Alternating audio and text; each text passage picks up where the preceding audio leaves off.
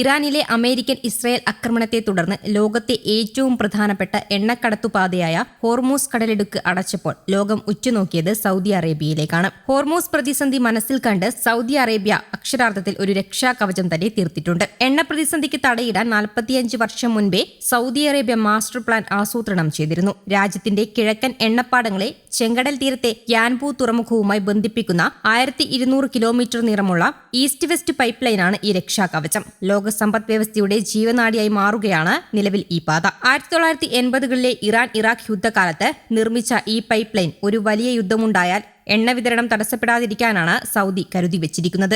1980കളിലാണ് pipe ലൈനിന്റെ ആദ്യഘട്ടം പൂർത്തിയാകുന്നത്. പിന്നീട് 1990ലെ കുവൈത്ത് അധിനിവേശത്തെ തുടർന്ന് പൈപ്പ് ലൈനിന്റെ ശേഷി പ്രതിദിനം 5 ദശലക്ഷം ബാരലായി ഉയർത്തിയിരുന്നു. നിലവിൽ ഇത് സൗദി അരാംകോയാണ് നിയന്ത്രിക്കുന്നത്. 2019ൽ ഹൂതികളുടെ ഡ്രോൺ ആക്രമണം പൈപ്പ് ലൈനിനെ ലക്ഷ്യമിട്ടിരുന്നു. എന്നാൽ സൗദി അരാംകോ തകരാറുകൾ അതിവേഗം തന്നെ പരിഹരിച്ചു. 2024 മുതൽ 2026 വരെ പൈപ്പ് ലൈനിന്റെ ശേഷി പ്രതിദിനം 7 ദശലക്ഷം ബാരലായി സ്ഥിരപ്പെടുത്തുന്നതിനുള്ള നടപടികൾ പൂർത്തിയായി. ഹോർമൂസ് പാത പ്രതിസന്ധിയിലായതോടെ ഈ പൈപ്പ് ലൈൻ പൂർണ്ണതോതിൽ പ്രവർത്തന സജ്ജമാക്കി. ഹോർമൂസ് വഴി വരാനിരിക്കുന്ന കപ്പലുകളെല്ലാം ചെങ്കടലിലെ യാൻബു തുറമുഖത്തേക്ക് തിരിച്ചുവിട്ടിരിക്കുകയാണ്. നിലവിൽ പ്രതിദിനം 3.66 ദശലക്ഷം ബാരൽ എണ്ണയാണ് ഇവിടെ നിന്ന് കയറ്റുമതി ചെയ്യുന്നത്. ഇത് യുദ്ധത്തിന് മുൻപുള്ള കയറ്റുമതിയുടെ പകുതിയോളം വരും. എണ്ണ എത്തിക്കുന്നതിനായി സൗദി അറേബ്യയുടെ കപ്പൽ കമ്പനിയായ ബഹ്രി പ്രതിദിനം ഏകദേശം 3.7 കോടി രൂപ വാടക നൽകിയാണ് സൂപ്പർ ടാങ്കറുകൾ യാൻബുവിലേക്ക് എത്തിക്കുന്നത്.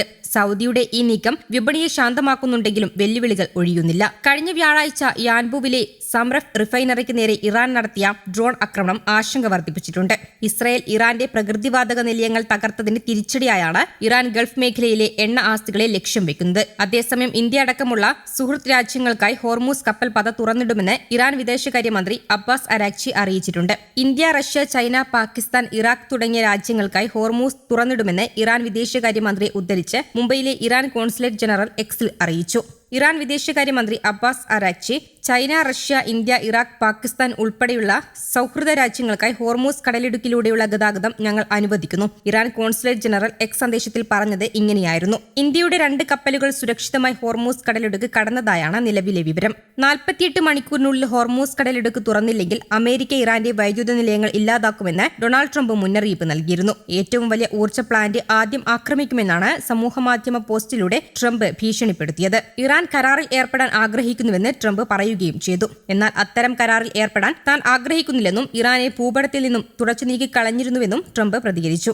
ഇറാന്റെ നേതാക്കളും നാവികസേനയും വ്യോമസേനയും ഇല്ലാതായെന്നും ട്രംപ് സമൂഹമാധ്യമങ്ങളിൽ പങ്കുവച്ച പോസ്റ്റിൽ കൂട്ടിച്ചേർത്തു. ഇറാൻ ആക്രമണത്തിന്റെ ഭീകരത സ്ഥിരീകരിച്ച് ഇസ്രായേൽ പ്രധാനമന്ത്രി ബെഞ്ചമിൻ നെതന്യാഹുവും രംഗത്തെത്തി. ദുഷ്കരമായ സായാഹ്നമായിരുന്നുവെന്നും ശത്രുക്കളെ എല്ലാ മുന്നണികളിലും ആക്രമിക്കുന്നത് തുടരുമെന്നും നെതന്യാഹുവും വ്യക്തമാക്കി. ഇറാന്റെ മിസൈൽ ആക്രമണം തടയുന്നതിൽ ഇസ്രായേൽ പരാജയപ്പെട്ടെന്ന് ഇസ്രായേലി സൈനിക വക്താവും പറഞ്ഞു. ആക്രമണങ്ങളെ തുടർന്ന് ഇസ്രായേലിൽ സ്കൂളുകൾ അടച്ചു. ഇന്നും നാളെയും ക്ലാസുകൾ ഉണ്ടാകില്ലെന്നാണ് അറിയിപ്പ്. ഹോർമൂസ് കടലിടുക്ക് ഇറാൻ ഭാഗികമായി അടച്ചതിനെ G7 രാജ്യങ്ങൾ ശക്തമായി അപലപിച്ചു. അന്താരാഷ്ട്ര കപ്പൽ ഗതാഗതത്തിന് തടസ്സമില്ലാത്ത സാഹചര്യം ഉറപ്പാക്കാൻ ഏതൊരു നടപടിക്കും തങ്ങൾ തയ്യാറാണെന്നും G7 രാജ്യങ്ങൾ പറഞ്ഞു. ഹോർമൂസ് കടലിടുക്കിലെ സുരക്ഷ ഉറപ്പാക്കുന്നതിനായി അന്താരാഷ്ട്ര തലത്തിൽ നടക്കുന്ന ശ്രമങ്ങൾക്ക് പൂർണ്ണ പിന്തുണ നൽകുമെന്നും അംഗരാജ്യങ്ങൾ വ്യക്തമാക്കി. America, Britain, Canada, France, Germany, Italy, Japan എന്നീ രാജ്യങ്ങളും യൂറോപ്യൻ യൂണിയനുമാണ് G7 അംഗങ്ങൾ. ഇറാന്റെ നീക്കങ്ങളെ പ്രതിരോധിക്കുന്നതിനൊപ്പം ലോകരാജ്യങ്ങളുടെ സാമ്പത്തിക ഭദ്രത തകരാതിരിക്കാനുള്ള മുൻകരുതലുകൾ സ്വീകരിക്കാനാണ് ഈ പ്രഖ്യാപനത്തിലൂടെ G7 രാജ്യങ്ങൾ ലക്ഷ്യമിടുന്നത്.